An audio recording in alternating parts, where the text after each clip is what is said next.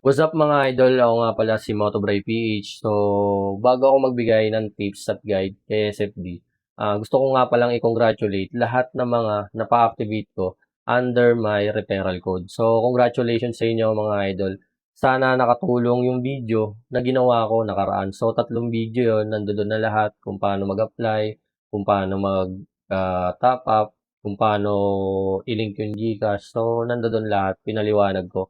Tsaka step by step kung paano mo kukuhanin yung parcel, kung paano mo i-de-deliver. So, sana nakatulong sa inyo yun. Mas maganda mga idol, dito sa video na to, i-share nyo sa akin kung ano ba yung naging experience nyo kay SFD. So, yun lang mga idol. Maraming salamat. So, di ko na patatagalin mga idol, yung tips na sinasabi ko about yun sa may referral code. So, kung mapapansin nyo, madalas nag-chat kayo sa akin. Sir, pahingi ako ng link. Sir, referral code. Pops, paano mag-apply? So, binibigyan ko kayo ng referral code, di ba? Ngayon, ang tips ko sa inyo, yung iba kasi hindi na gumagana yung referral ko eh. Yung referral code ko, hindi na gumagana sa iba. Tingin ko parang na-overuse na yata yung referral code ko eh. Kasi 105 katao na yung napa-activate ko. Tapos, meron pang pending approval. So, mas maganda, kung may kakilala ka na sa SFD bumabiyahe, pwede mong hingin yung referral code nun at mag-apply ka, doon ka mag-fill up. So, pwede mong gawin yon. Kasi ngayon, kapag na-activate ka, kagaya ko, kapag na-activate ka, pwede ka na rin mag-invite ng mga kapamilya mo, kamag-anak mo, kaibigan mo, tatay mo, or sa social media, pwede mo i-post yung referral code mo. Pero, may limitation siya. So, ang limitation niya mga idol, hanggang 5 katao lang yung pwede kang kumita. So, sa 5 katao na yan, 500 yan kada isa. 500 pesos kada isa. So, ngayon, kung makapag-invite ka ng 10, so may 5 na doon na nauna.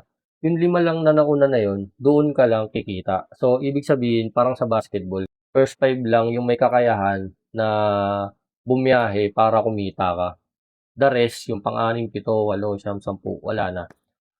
Kumbaga, ang tips ko lang sa inyo at payo ko sa inyo, bago kayo mag-invite mga idol, piliin nyo yung tao na i-invite nyo. Kasi dyan sa unang invitation nyo na yan, or magpipill up sa referral code nyo, sila yung chance nyo para kumita kayo. So, kada isang tao, halimbawa, napa-apply mo na yung 5, napili mo na yung 5. Ngayon, ang task niyan, sa loob ng isang buwan, kailangan maka 5 deliveries sila. So, 5 delivery lang. So, madali lang. Kaya mong gawin kahit isang araw lang. Kung magawa nila ng 5 yun, 5 delivery kada isang tao, meron kang 2,500.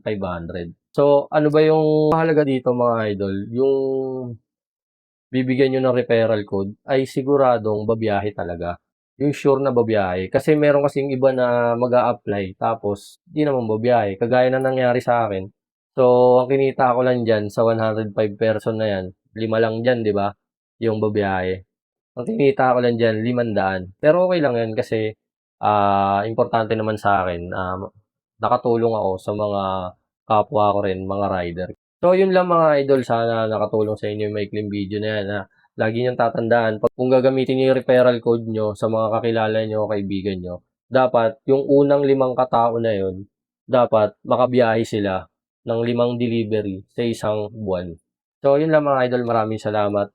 Sana huwag kayong magsawang suportahan yung mga video na ina-upload ko. God bless sa inyo at keep safe. Bye-bye you.